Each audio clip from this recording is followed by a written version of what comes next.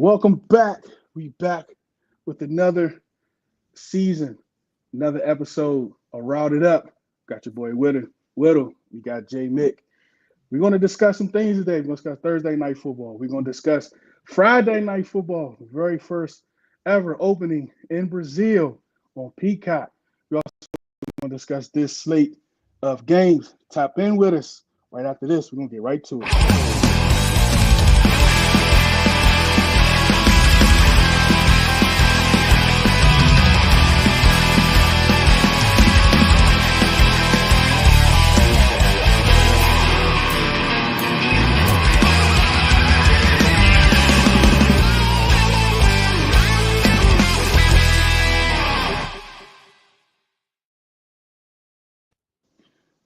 Welcome back. We are back again. We got Whittle.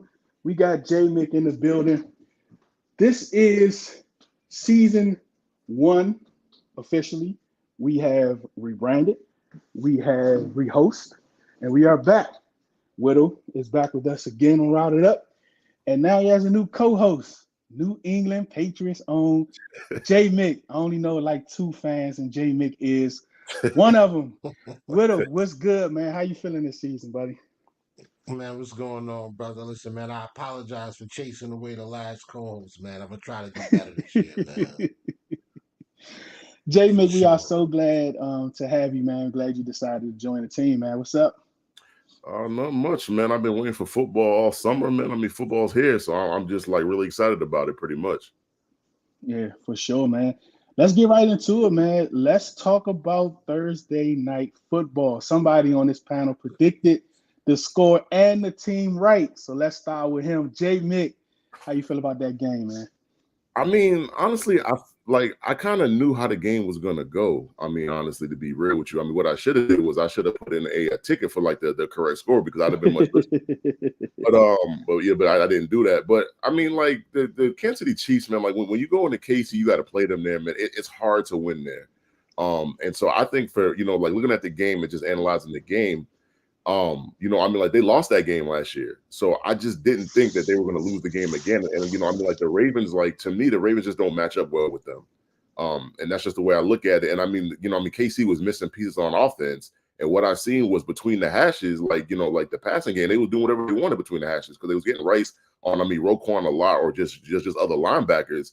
And I mean, like Rashid was eating like all like pretty much all night. So I mean, like I said, like the game went. I mean, how I expected. I mean, I did expect the Ravens defense to be better, but the Ravens don't really play their starters in the preseason. And for me, I mean, like Lamar could have, played better. There's a few throws that I mean he could have made, that he just didn't make at the end of the game. But I mean, I mean, this was what it was. And like it's, I mean, it's just like the outcome is just what I expected, pretty much. So. Think we might have lost Whittle for a second, but and I can go more into depth about the game until we get him back. So I mean, from the Raven aspect, what I didn't like was going into the season. To me, their wide receiver core was kind of questionable to begin with. And so like for me, outside of Zay Flowers, and like I'm a big Zay Flowers guy. I mean, like I live up in Boston, so I watch him at BC a lot. Like I'm not a BC Eagle fan, but I watched him a lot in college. I knew he's gonna be like that. But after him on the wide receiver core, there's just not much there. I mean, they have Nelson Aguilar and then they have Rashad Bateman, and those two guys are underperforming. And then they got Derrick Henry, and they didn't. To me, Derrick Henry's a volume rusher, so they didn't use him enough in that particular game, and so I think that's why we got the outcome that we got. So.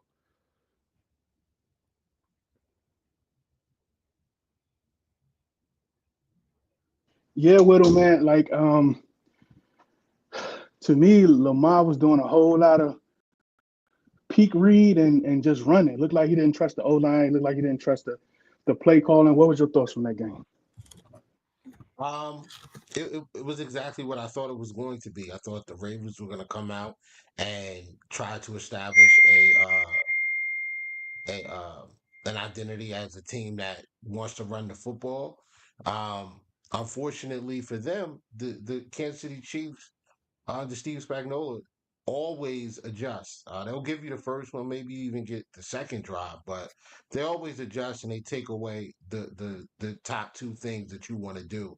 And as great of a playmaker as Lamar is, as elite of a player as he is, um, it's the same old story, man. This is just another example of the Baltimore Ravens not having enough around Lamar Jackson in order to lock in and be able to take away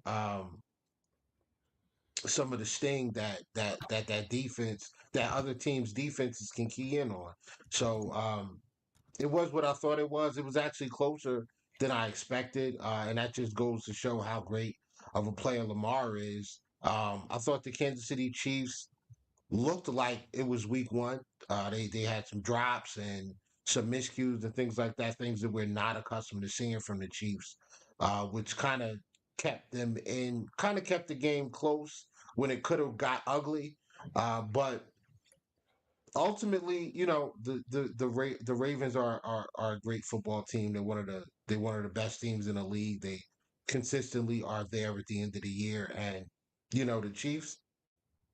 Chiefs going cheap, and they're going to keep continuing to be a thorn in the side of the rest of the AFC. And at some point, you would hope and think that either Buffalo or the Ravens or Cincinnati or Houston or Jacksonville or maybe one of these West teams can step up and really take the Chiefs down a notch, but they just managed to eke these things out over and over and over. And we saw on Thursday night by a pinky toe, they eked out a W in week one. So yeah, man. I mean, it was what I expected, but it was a little closer than I thought. I thought they would handle the Ravens a little tougher.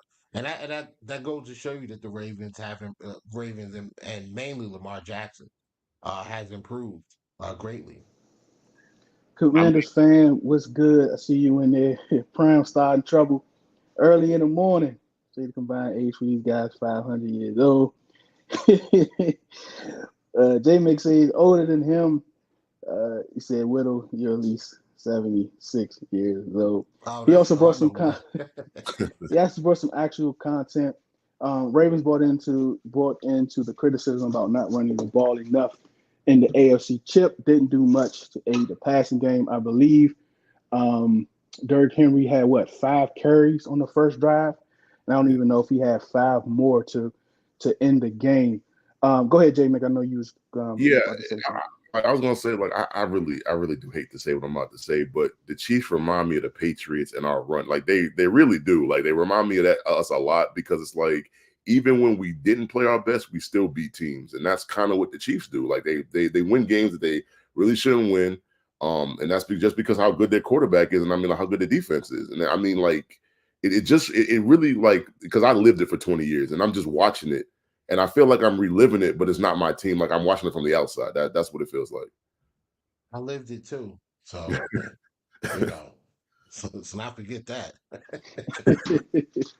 But I mean, All like, right. yeah. I mean, trust me, like you lived it, and I lived through it. But like, I'm hoping that somebody could take down the Chiefs. I'm hoping that the Bills or the Ravens or the Bengals or even I mean, maybe with the Chargers with Harbaugh. I mean, maybe they get better over the years, and I mean, like they kind of give the Chiefs some kind of hardship or whatever. But I mean, like, I guess we got to see. Yeah, And well, I that's do think. Jude. That's Jude too, Whittle. Yeah, I know it was Jude. Okay. I'm not gonna give him no free publicity. He's doing enough. No, but seriously, I do think that the Bills and the Bengals. But I mean, the Bengals have taken them down. And the Bills, I mean, over the last 4 or 5 years, I mean, the Bills have 3 wins, all of them coming in Kansas City, and 4 losses, unfortunately, with 3 of them being the 3 times they met in the playoffs. So I do think that there are teams that are like right there, but the Ravens they really they frustrate me when I'm being objective and not a fan of the Bills. They frustrate me because the defense plays extremely well. in the playoffs. They're sound in coverage. They attack the run. They don't make a ton of mistakes. They have playmakers at every level. And then offensively, they just never seem they do enough to hang around, but never enough to like really make you think they're gonna take out, they're gonna take out the Chiefs or they're gonna take out another one of these teams, another one of these top level teams in the AFC. I mean, that's got to be disheartening for Ravens fans, but ultimately, I think the Ravens have probably the best construction to get it done because defensively you can see that they frustrate the Chiefs more so than anybody has since what was that 01 I mean 21 with the Bengals and that defense that they have where they gave them I think like 16 points a game throughout that playoff run. I just think the Ravens really need to add some talent on the offensive side of the football. Like if you could put an Amari Cooper or even like a Deontay Johnson on this Ravens team with the weapons that they have. Like Isaiah Likely's a dog, man. Like he's unbelievable. Um, the running backs are Derrick Henry obviously, but out of the backfield, like Justice Hill is extremely underrated. He's been there for a few years. He continues to make plays as a pass catcher and as a ball carrier. And Lamar Jackson is extremely difficult to defend because of the ways that he can attack you. And now he looks way more comfortable throwing the football. Not on that last drive, three consecutive misses in the end zone, which baffles the hell out of me. But um overall, like he seems to be more uh comfortable with sitting in the pocket and taking his shots down the field. So I don't know. I mean, they really have the same complaint every year from their fan base and just NFL fans in general. And it just seems like the Ravens just never do enough. They drafted Tez Walker. I don't know if he even got, 5 snaps in this week.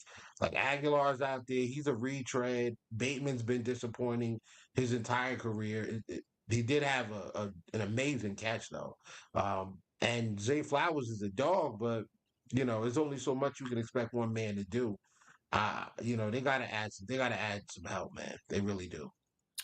Yeah, I mean, for me, like going through the draft process, like I like watching Tez at North Carolina during the season. I loved him, and then going through the process, I was like, man, like dude is a project. I mean, because I actually wanted him on my team, and then I just started, going through the draft, like the combine stuff and going through his film. It's just like he's really a project. And I mean, the Ravens don't exactly have the best history of developing wide receivers. So I hope, because I'm a fan of Tez. So I mean, I hope they can develop him. He becomes good because I've always liked Tez. But I just really, I don't know because of the Ravens. The Ravens don't really develop wide receivers. That's just not something that they really do. So I'm kind of worried for the kid that he just might not get developed. And I mean, like, to be honest, Lamar Jackson needs Tez to be something because Nelson Aguilar to me is like a mid wide receiver. And I mean, like, Bateman will give you a flash here, a flash there. I mean, and when I say a flash, not even every game. I mean, maybe 2 to 4 games he'll give you a flash, and then that's it. And I mean, like, I'm not sure if Lamar just don't like throwing to him, or there's something going on with like that relationship or whatever. Because he doesn't get enough targets for me. Like, essentially to me, he's their wide receiver too, and so he should be getting, like, I mean, Zay is great. Like, Zay's a kid that I love, but I mean, you just can't throw it to Zay and like Likely and Andrews. Like, there's other guys that you have on the field that you got to involve in the offense. Because if you don't involve them in the offense, then I mean the defense won't. They're not going to respect them. And so I just think that he needs to get more targets. And I mean, maybe that will, I mean, like, in terms of the load on like Likely and Andrews and Zay Flowers, like that might help the offense. But until they do that, I'm just not sure where they're going to go. I mean, they'll obviously make the playoffs. They'll probably win a playoff game. I mean, but for me, they're going to get stuck. Like they tend to win one playoff game and then they get stuck and then they lose. And I think, I mean, if they don't get like better wide receivers around Lamar, I just don't see that changing. Yeah, I thought that Lamar didn't take enough chances down the field. Sometimes sometimes part of creating that respect is taking a shot.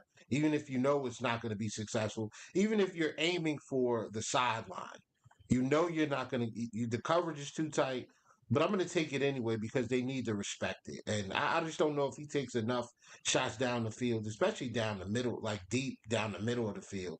He doesn't seem comfortable taking those shots still. And you know we're in what is it, year 7? I mean, at some point you got to open up all levels of the field, and he just hasn't. I don't think he's done that yet. Yeah. All right. The week slate NFL games is here this weekend. Week 1, we are back. NFL is back. Welcome home. Each one of you is going to give their game of the week and discuss why they believe this is the game of the week. And we will start with Whittle. Um, Yeah, my game of the week, I had a couple to choose from, but I'm going to go with the Jags and the Dolphins. I think the Jags are extremely underrated. If you look at that team, from just on the obviously offensively, them losing Calvin Ridley, but you know offensively, you know that they have Trevor Lawrence, they have Christian Kirk, they have Travis Etienne, Evan Ingram. And they've added some talent to that offensive line. Like I mean, the talent is there on the line. They have Luke Fortner coming off the bench, who was pretty good for them at center. Um, you know, as a reserve last year. I just think that they're being overlooked defensively, and I believe it's because people don't really pay attention. Like name recognition really matters when you're talking NFL or sports in general. I really love what the Jags have on defense. The Jags have Eric Armstead. He came over there from the 49ers and in their defensive tackle. Um, Trevon Walker had 10 sacks last year. Their rookie who did really nothing his rookie year came back in his second year and he had 10 sacks. They have the other Josh Allen, who's just as dominant on his side of the football as the Josh Allen quarterback is. They have him on the edge. He's absolutely a game wrecker. They have 3 linebackers in Muma. Um, I do Alua Khan. I think that's his name. I don't want to screw it up. And Devin Lloyd. Like those 3 guys can start pretty much on any team in the NFL. They're extremely sound in coverage. They play the run very well. Um, and at corner, I think your only spot of weakness is probably Ronald Darby, who, in my opinion, is still a very, very solid NFL starting corner. On the other side, although he had a down year, you got Tyson Campbell, but then they have Cisco in the back, and then they have the young safety that they drafted, I think like 2 years ago.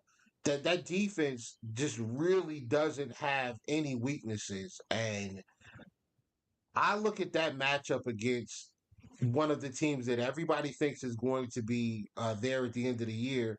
One of our division rivals, the Miami Dolphins. People talk about losses. Um, they mention Stephon Diggs. They'll mention, different players. Well, you guys lost this and you guys lost that, and what do you do? How are you going to fix this? How are you going to account for it? What about the Dolphins? The Dolphins lost Christian Wilkins in the middle. They lost Robert Hunt on the interior of that offensive line. I mean, they're starting a 6'1", 270-pound center. I I don't know how that ends well. Jalen Phillips is back, but he's coming back off of a major injury last year. How does he look in live NFL action? And then Bradley Chubb is out. Bradley Chubb was super disruptive before he got hurt last year. I think you see the backfield, Kendall Fuller. They brought in Jordan Poyer from the Buffalo Bills. They have Javon Holland back there and Jalen Ramsey. Like that looks great on paper. Jalen Ramsey's old and often injured. Kendall Fuller had a really good year last year, but he's been exposed by good to really good wide receivers consistently throughout his career. I love Javon Holland, like he's a dog, but Poyer's 32, 33 years old. He plays like he's 35. He was like a 4.7 guy when he got drafted. So, I mean, who knows what he's running now? Um, yeah, they upgraded the linebackers a little bit, but I just don't know if that Miami offense is enough to deal with that Jags defense. Like they can really get after you. They can take the middle of the field away, and I think if you can do that, you can provide interior pressure, get guys off the edge to get after you, to get after Tua, and you take the middle of the field away. Tua's got to hold on to that football. Like that could be terrible for Miami. So that's my game of the week. Yeah. So I'll jump in. So I had a choice of three, right? So I mean, actually, like one of them was like the game that Whittle just talked about. Like that's one of the three I had circled. The other one was Texas and Colts, and obviously I had the Niners and the Jets. Like those are the to me those are the three big games that involve AFC teams. I'm gonna go with the Texans, the Texans and the Colts, man. Like this is a rematch of Week 17 last year. That game decided the division. So I mean, like this is going to be like like an old school division game. I mean, both teams are good. I mean, the Texans, everybody's hot on the Texans right now. Like there are a lot of people Super Bowl pick. CJ is like like a favorite for like the most valuable player for a lot of people. And I mean, like with this division, like I think this division is kind of similar to like a lot of different divisions. Like there's certain matchups that give certain teams trouble. And if I mean for me, like what I'm watching out of the Texans is like they acquired Stephon Diggs, obviously, like we all know that. And so I mean, like they acquired him. They assigned Danielle Hunter and free agency as well to beef up their defense. And so like I'm really looking at this game because it's like this. I mean, these are the two teams that people have that are picking for this division. And like I just think it's a good matchup. My real question in this game is AR-15. Richardson. He didn't really play that many games last year. He played about, I think it was like 2.5, 3 games. It was something like that. And so I'm just curious to see, like the coach of the Texans, what kind of looks he's going to give AR, because AR hasn't really played that much. He didn't really, in college, he didn't, he's not like he played 3-4 years in college. So it's like hasn't really played a whole bunch of football. So I expect the Texans to give him a lot of looks that he might have not seen yet. But I do think he's going to develop. I think he's going to be good. And like on the Texans side, like if I was game planning for them, I'm trying to shut down JT. That's the guy that I need to shut down. And then once you do that, the Colts have a good wide receiving core, but they have a lot of injuries right now because I believe Josh Downs has already been ruled out. I think Alex Pierce is questionable if he hasn't already been ruled out as well. So like the wide receiving core is going to be a little thin for this matchup. I think what they have is Pittman and AD Mitchell. And I'm a big AD fan. I'm a big Georgia fan. So like he played for my school. So I feel as if he's going to be he's going to be good for that team. And then when I look on the Texans side, like I said, like Stephon Diggs, like came over for the trade with the Bills. They have Nico. They have guys like mentioned that they drafted a couple of years ago, and they have a couple other guys. And then they also traded for Mixon as well. So I'm just trying to see how they kind of merge all those pieces together, because it's like they have a lot of pieces on offense, and you have like a lot of mouths to feed, and you don't want like that. That's where that's my thing with the Texans. They have a lot of weapons, a lot of dudes that want the ball. And then so you got to make sure that you don't get guys that want the ball that are not getting the ball, like guys like Nico, who who essentially last year was the number one. You have guys like him, you got guys like Mixon, and then like you even got like their tight end Schultz as well. So like that's what I'm looking at for their offense. And then on the Colts defensively, I think one of their corners is out this week. But pretty much they're pretty much healthy to go. So I'm just kind of like waiting and seeing exactly how they come out on that side of the ball as well. So All right, we are here. We are going to give our upset of the week. We're going to come right back to you, JMIK. Who is your upset pick of the week? my upset pick of the week is the Jaguars. I think they're like -4. Not -4, but they're like 4-point dogs on this thing. And for me, like when I look at the game is played in Florida, so you really can't give Miami an advantage because they're playing in Miami.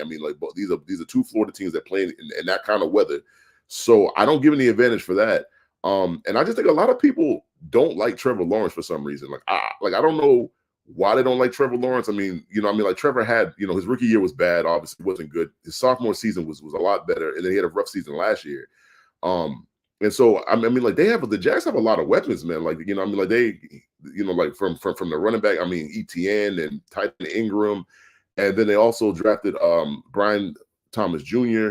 And they have a bunch of weapons, and then defensively, I mean, like they D line. I really do love their D line.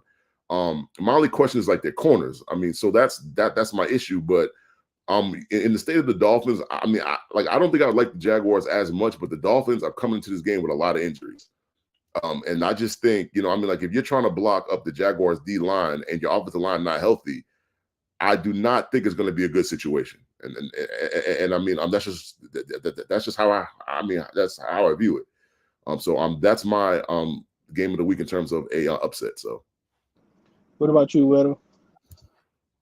Yeah, I was I got the Jags winning that game, so I'm right in line with you, where you are, JMIK. And it's not even division hate. I just think that that's where it is. But my upset pick. While I don't think that they will be upset, I think I think it's probable. I think it's probable, but not likely. The Buffalo Bills, they are you see a lot of turnover on the offensive side of the football with the wide receivers. And when I say turnover, I mean there's only one receiver there that caught a pass from Josh Allen last year. While they are going up against, like, everything's going in their favor. They got the Cardinals coming in cross country, playing earlier than they normally would be getting up because they're playing on Eastern Standard Time. They come in, they're young, they got a lot of young rookie second year starters. Offensive line has holes, the defensive line is unheralded, the linebackers are questionable, the secondary, the corners, like, it's just a lot of youth there. But they have Kyler Murray. He is an absolute cheat code. If he gets outside the pocket, he can make things happen down the field. Um, they have legit offensive talent in the skill positions. Number one, to stand out is Trey McBride. Trey McBride had a really good season last year. He's one of the best upcoming tight ends in the NFL that nobody really talks about. James Conner's a do it all running back. He can run in between the tackles. He can beat you up for speed. He can also catch the ball out of the backfield. He's a very good pass blocker. His only knock is that he gets injured. But then they drafted Trey Benson behind him, which is a similar player. He can do basically everything. And then that wide receiver, Michael Wilson out of Stanford, who was a rookie last year, he's coming in and he's going to be the number two, playing off of Marvin Harrison Jr., the consensus number one wide receiver in the draft. Uh, he obviously, Marvin Harrison Jr., the son of Marvin Harrison Sr., the Hall of Fame receiver for the Colts. He comes in with a lot to prove. He comes in with a lot to answer for. He didn't do a lot in the offseason. There was some contract issues. He don't want to sign nothing. He don't want to give no freedoms away. He don't want to give his name away. You got to play. You got to play now like a star if you want star treatment. So a lot's gonna be on his shoulders. But he's a great player. He's a great player. You can watch his film from Ohio State and see that. I just think that if the Buffalo Bills are going to come out slow and have issues where they're not getting to the quarterback, which has been a problem for the defensive line. Two new safeties basically starting. I mean, Des Taylor Rapp played a lot of safety last year for the Bills, but it's his first year as a start as the guy going in. DeMar Hamlin, who's been in the system for a number of years, is still not really a starter. He's being put in that position, and we got to see. Like, a lot of it is we got to see. And if it goes great, the Cardinals are on blowout notice. If it goes bad, then the Bills are on upset notice. So this game could go either way. Ultimately, I like the Bills, and not just because I'm a Bills fan, but it could go either way. This kid, Kyler, man, Kyler is a wild card, man. Like, he can destroy you, or he can be your downfall. So yeah, that's what I got on blowout notice. Be careful. I mean, Upset of the week. That's be careful, Buffalo. Okay, so I know, this is the first episode, right? Everyone ain't tapped in yet. So you can say some things that you might not say. So I want to know, was the Bills the upset, maybe not upset on the Coast to Coast podcast this week? Were the Bills upset on coast? Nah, I'm not saying. Listen, like I said, I expect the Buffalo Bills to win this game. This is a home opener. Um, Josh Allen has been raked across the coals for the last, especially in this past offseason. He's not going to be able to do it. He's got a lot to prove, man. A lot of turnover in the wide receiver room. Matt Collins, who I think is a solid player. Uh, Curtis Samuel, I think is a solid receiver. Can these guys be better with Josh Allen? Do we got to find out? So, um, I don't have the Bills losing this game. But if the Cardinals were to come out and make this a one score game, or, it's close, or they even, they were able to come out of this with a win, um, it wouldn't it's not out of the realm of possibility for me. Let's just say that. But you're not gonna get me Gotcha. to slander the team. I'm not gonna do that. Oh man, Drew wants to know: do you see Shakir being the leading team in receptions and Kincaid coming into his second year? No, actually, I think it's going to be close. I do think that I think Shakir is going to get more receptions than people think. Like, I think most of the projections right now have Shakir somewhere between 60 and 70 catches. That's why I have him. He had 39 last year, I believe, with 37 with 42 targets. So I expect him to get a lot more work, with the, I think it's like 240 something targets were vacated when Diggs and Gabe Davis left. So he's going to get a lot more work than he got last year. But I also expect him to run the football. And Dalton Kincaid, um, just after week 7, when they said, wow, we got this kid Dalton Kincaid we drafted in the first round. Let's try to use him. Once they decided to do that, I mean, he was excellent. He was excellent for the rest of the year. So I think he's going to be a fixture of this offense. But there are people that think that this offense is going to be uh, it's going to be built around Kincaid, and I don't think so. I think it's really going to be built around running the football. I think they want to run the football with James Cook. They want to run the football with Ray Davis. They want to run the football with Todd Johnson, they're going to run the football with Josh Allen from time to time, and they're going to build off of that. They're going to try to get the ball out of Josh's hands and allow these playmakers to make things happen. So I don't know if Shakir leads the team of receptions. I think it's going to be close. I would put Kincaid as the leader in receptions, but I definitely think the yards leader will be Shakir. All right, let's go right to JMIK. Upset pick of the week for you, and also give us who is on blowout notice. Yeah, I think I said it earlier. So I mean, for like the I mean, as far as the upset of the week goes, I've got the Jags. Blowout of the week, man. I'm sorry, but like, I mean, like I know the Bills well, and I just think the Cardinals getting blown out, bro. Like I don't like, like going to Buffalo. Like my team does it twice a year, so I know how that is. Playing in Buffalo, whether it's cold or not, is just not an easy thing to do. I don't like whether you play there in September or January. It's still a hard place to play.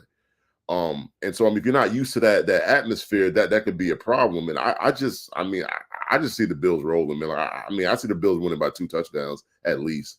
That's just the way I see it. Because for me, I mean, like if I'm Sean McDermott, I mean, my game plan is to keep Kyler in the pocket. Like I do not want Kyler breaking the pocket, running around, and I mean, making off script plays. That's not what I want, because when you allow him to do that, that's when he's dangerous. So, but the thing is, like, I'm, like the thing is, like, I'm not a defensive mastermind like Sean is. So I mean, Sean already probably knows that. And I anticipate that's what the game plan will be. And I know a lot of people got questions about the Bills, but for me, on both sides of the ball, as long as they have Josh Allen, to me that offense would be fine. Like, I mean, like they're going to figure it out. I mean, I mean, to me in the league, he's my, like number 2 quarterback in the league. And so I get it that Diggs is not there, but like Josh is he's not a rookie. He's not even going in the second year. He's been in the league for a while. So I think he should be able to adjust. And I mean, like he can, in terms of his weapons, I get it. Like people don't love Shakir. Like, I mean, like people outside of Buffalo don't love Shakir. They don't love Curtis Sims. And there's certain guys that they don't love. But I mean, when you have a quarterback at the talent of Josh Allen, like the reality of it is, like I mean, he can raise the level of play for the guys that play around him, and that's what I expect him to do this year. And I mean, the defensively, I mean, like Milano got hurt, but I mean, Milano was hurt like week 5 last year, and so they played the majority of the season without him. I mean, like they got a lot of new pieces in the secondary, especially at safety. But I kind of look at their defense like I do the offense. As long as they got Sean McDermott has proven that he can do a lot with less. And so I kind of just expect more the same, and I just expect a blowout. Hey man, from your mouth to God's ears, man. I'm gonna be nervous. I'm gonna be nervous until we up a couple of scores. All right, we're gonna do some rapid fire stat leaders. We're gonna go passing leaders, who JMIK and Whittle believe is gonna be passing leaders, rushing leaders, and receiving leaders this week. We're gonna get one each. We're gonna start with Whittle. We're gonna go quarterback, and then JMIK gonna follow. We're gonna do running back, and then wide receiver. Rapid questions. CJ Stroud, way too many weapons, and he's going up against one of the weaker secondaries in the NFL. Yeah, man, I got the same, man. I'm CJ Stroud. I mean, for the same reasons. I mean, I just expect him to put up just crazy numbers. I mean, they trade for Joe Mixon, who's a really good running back, but he also catches the ball well out the backfield as well. So, All right, rushing leaders.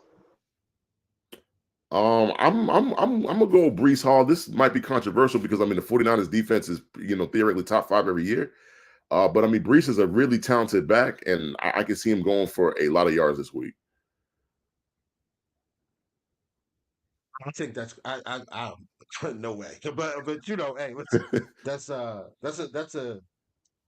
a bold strategy there. That's a hot take right there, Mick. Yeah, that's a hot take, man. 49ers fans gonna be in your DMs I will. immediately. No, so I was gonna go with James Cook because the Arizona Cardinals front seven. I mean, their defense in general, I don't really believe in it. But then I thought about Travis Etienne going up against that Miami front four. I just don't believe that they have enough. I think that it's a lot smarter to just try to run the ball and take the air out of that offense. You want to keep that offense on the sideline. Travis Etienne is extremely capable. The Jags have a really good offensive line. They're going to run the football. I got Etienne as my week 1 rushing leader. All right, receiving leaders. Right back to you, Whittle. Devontae Adams. The Chargers. The Chargers are going to be Chargers. I like the secondary. I'm not enamored with. And this is who they're gonna go. They're gonna have to go after. I think the emphasis is going to be on trying to stop the run and making sure that they are sound up front. But Devontae Adams is a bona fide top 5 guy. Like they're gonna go to him early. And they're gonna go to him often because why I believe in those. Why I believe in the secondary of the Chargers. I don't believe in it. They shouldn't either. Yeah, man, I'm gonna go with the cheetah, man. I'm gonna go with Tyreek Hill, man. I mean, he's proven that. I mean, he can just perform. Like it doesn't matter who he goes against. I mean, like his speed is elite. And I just trust him just to have a great game. That's all.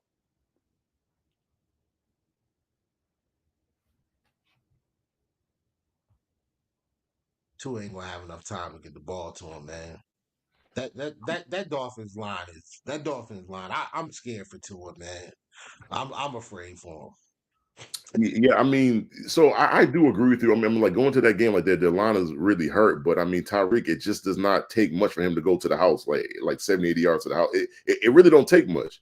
And so I'm just gonna trust him. So yeah, those linebackers, they take the middle of the field away. They tackle well, and those safeties back. I mean, Cisco and geez, I can't remember this other kid. Who's the safety back there? Let me look it up real fast. Um, Oh, Antonio Johnson from what do you A&M, I think. Yeah, like those guys are hitters, man. I don't know. Darnell Savage at the nickel. That's I don't and, know, man. I don't know. That's kind of and dangerous. Like I'm worried about Tyreek if he catch anything going across the middle.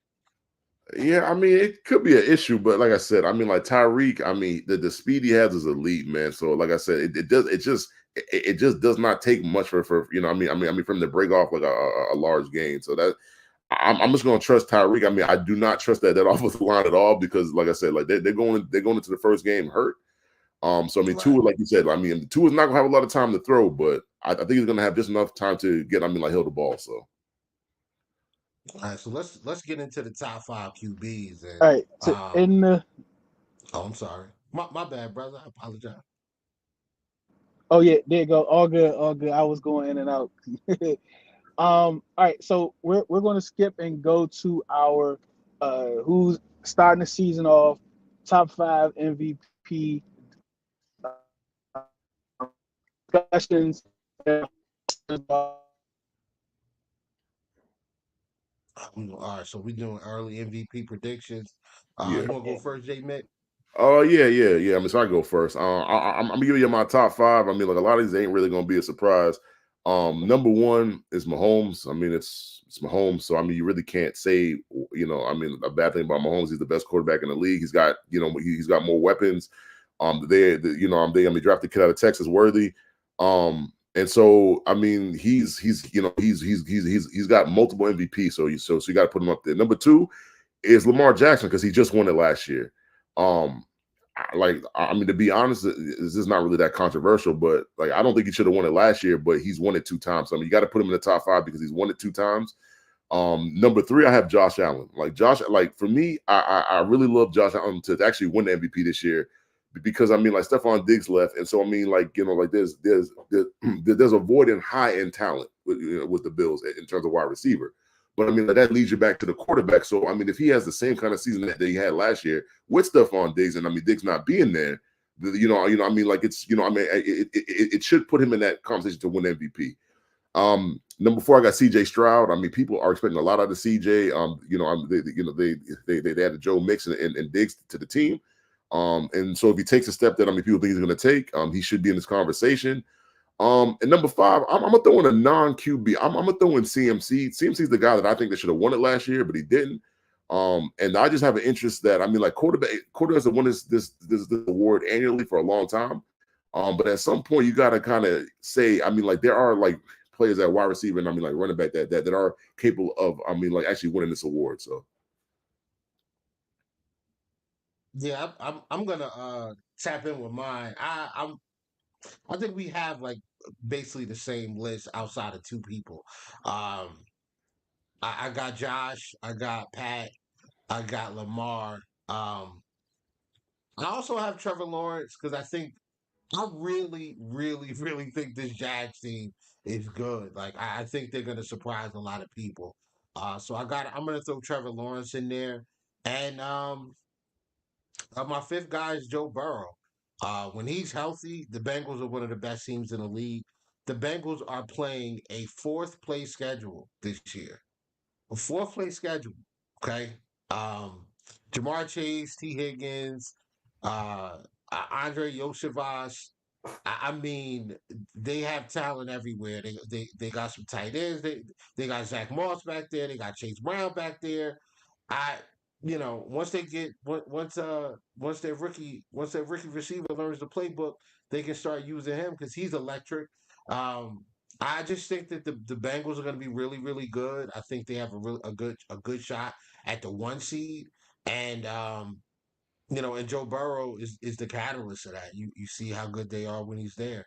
If he's healthy all year, I think he has a great shot at it. So my five is Patrick, Lamar, Josh, uh, Trevor Lawrence, and Joe Burrow. Joe Burrow. Great, that is it. Shout out your podcast, Whittle. Shout out your podcast, J Mick, because I know J Mick podcast is about to start up in a couple minutes. Go ahead, Whittle. I appreciate that. Yeah, you can catch me and my co-host Beyond 716 on the Coast to Coast podcast, the Do Champions Network. We got a lot of great stuff going on over there. So tap in with us. You can follow me at Whittle2K on Twitter. I apologize for some of the stuff that you might read, but people be bothering me, man. But yeah, check us out. Check us out. You can tap in, and we're there every Wednesday night from 9 p.m. to about 10:30. Yeah, and for me, you can check me out on the Check Down podcast every Saturday at 11 a.m. with my co-host Smitty, certified and Pop. And we cover college football and the NFL. So and we've been doing that for mostly it's almost been a year. I think it'll be a year in October. And like across Twitter, Instagram, it's JMIK. It's pretty simple. So like my takes ain't like Whittle's takes, but hey, so. Yes, Whittle is a great follow for sure. Appreciate y'all for tapping in. Whittle, appreciate you, JMIK, appreciate you. Appreciate all y'all for watching. We know your time is very valuable for you to spend it with us. We definitely appreciate it. Remember, do it because you love it, not because it loves you. See you next week, 9 o'clock on Beat, one sound, one heart, one love.